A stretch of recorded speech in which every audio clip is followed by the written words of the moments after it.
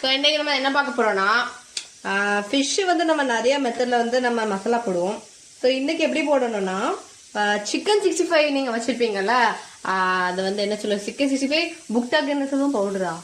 Chicken 65 powder போட்டுக்கோங்க. அதுக்கப்புறம் கரம் மசாலா இருக்குது தெரியுமா, அது வந்து கொஞ்சம் லைட்டாக போட்டுக்கோங்க. ரொம்ப வேண்டாம், லைட்டாக. இப்போ நான் எடுத்து போடுறதேமா அந்த மாதிரி.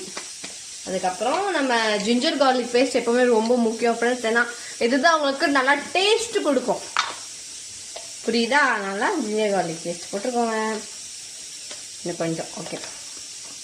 அப்புறம் வந்து இது சில்லி பவுடரை கொஞ்சம் போட்டுக்கோங்க. கொஞ்சம் சுருன்னு காரம் இருந்தால் தான் நல்லாயிருக்கும். அதனால சில்லி பவுடர் எடுத்துக்க போட்டுக்கணும்.